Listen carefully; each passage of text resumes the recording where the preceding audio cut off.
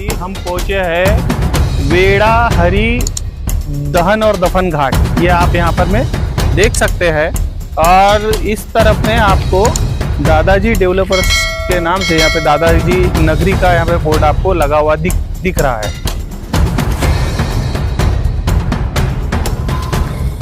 तो ये जो हेरिटेज साइट है यहाँ पर में एक बोर्ड लगा हुआ है, आप देख सकते हैं।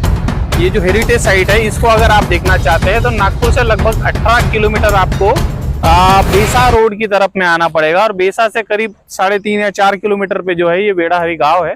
और वेड़ा हरी गांव के 1 किलोमीटर बाहर में ये जो परिसर है आपको यहाँ पर देखने मिलेगा। साथ ही अगर आप आउटर रिंग रोड से आना चाहोगे तो यहाँ पर में आप देख सकते हैं, यहाँ बड़ी बड़ी गाड़ियां चल रही है। यहाँ पर में आउटर रिंग रोड भी लगा हुआ है और इस जगह का जो लाइव लोकेशन है हम डिस्क्रिप्शन में आपको दे देंगे और उसके साथ आप यहाँ पर में पहुंच सकते हैं।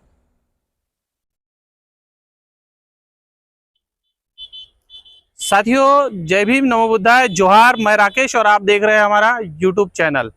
जैसा कि आप जानते हैं हम कुछ दिनों से बुद्ध के अस्तित्व की यात्रा को लेकर देश भर में घूमते नजर आ रहे थे, लेकिन हमारे गृह क्षेत्र में जो नागपुर है, नागपुर में ही एक लगभग 15 से 20 किलोमीटर की दूरी पर वेड़ा हरी गांव है और इस वेड़ा हरी गांव में एक यहाँ इस तरह का स्ट्रक्चर नजर आया है। जो स्ट्रक्चर ऐसा कहा जा रहा है कि कहीं ना कहीं बुद्ध की विरासत से जुड़ा हुआ है और ये क्यों कहा जा रहा है ये भी हम आपको बताने की कोशिश करेंगे।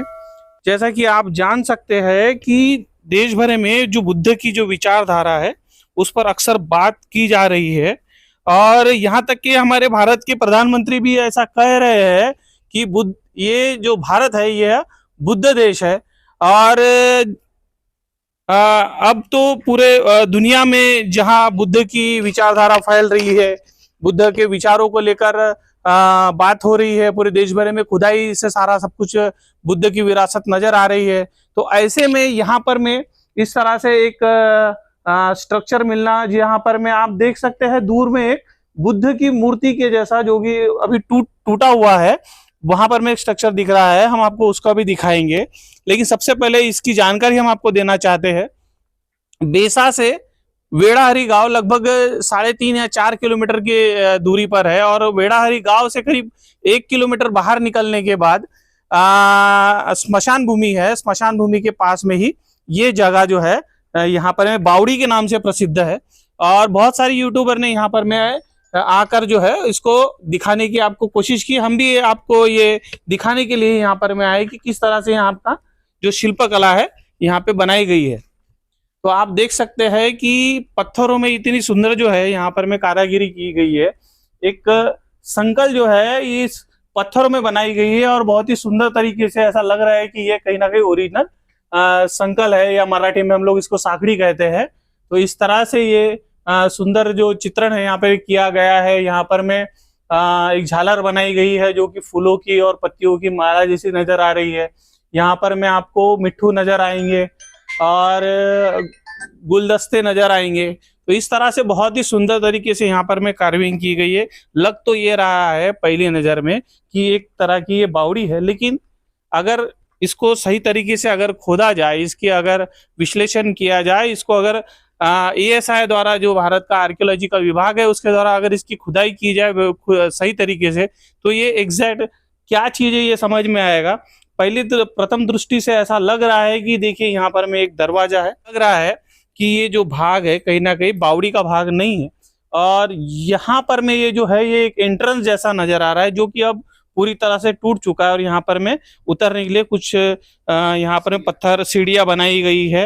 हो सकता है शायद ये उसका भाग ना हो, या हो भी सकता है कि हो, लेकिन जब जैसा यहाँ पर नजर आता है कि अगर एक स्ट्रक्चर अगर हो, पानी का अगर कोई स्ट्रक्चर हो, तो उसके नीचे कोई किसी तरह से डिजाइन नहीं बनाएगा। लेकिन यहाँ पर में जो है एक सामने में यहाँ पर डिजाइन का भाग दिखता है। हम आपको अंदर का भाग दिखाते हैं। आइए हमारे साथ। और ये देखिए यहाँ पर में बहुत ही बढ़िया यहाँ पे गुंबद जैसा आपको नजर आ रहा होगा। इसके बाद में जैसा हम यहाँ से बाहर निकलते हैं तो जब हम यहाँ से बाहर आते हैं तो यहाँ पर में एक दालान जैसा नज़र आता है, क्योंकि ये जो भाग आप देख रहे हैं यहाँ पर में ये टूटा हुआ है, लेकिन अभी भी ऐसी अवस्था में है कि यहाँ से इस तरह का कोई सीलिंग यहाँ पर में उस समय में रहा होगा।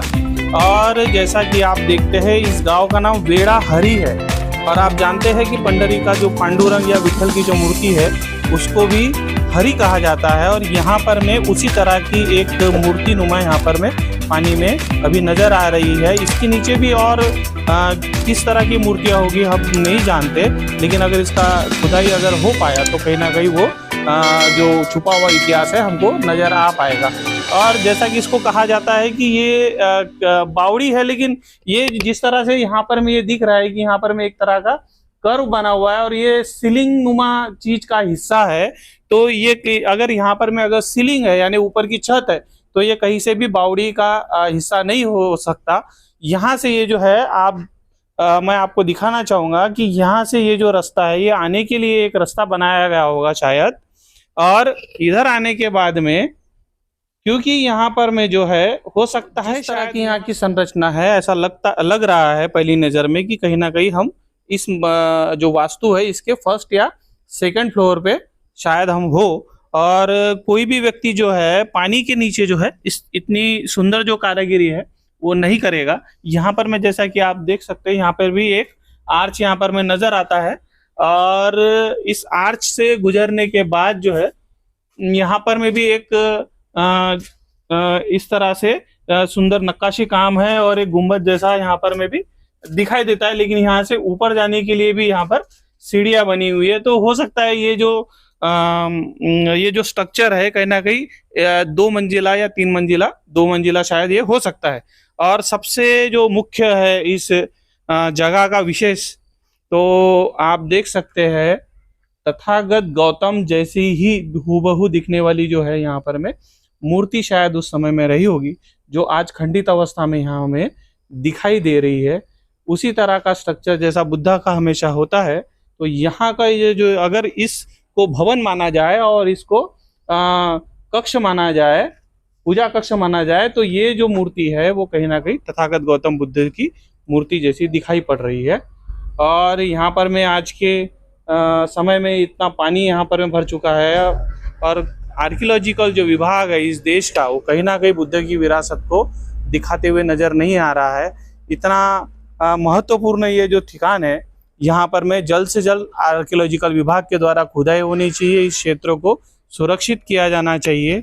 और इसके लिए जो बुद्धिस्ट समाज है, जो अम्बेडकराइट लोग हैं और इस देश के SC ST OBC जो लोग इस देश के मूल निवासी है, इन को भी इस देश की बुद्ध की जो विरासत है उसे बचाने के लिए काम करना होगा।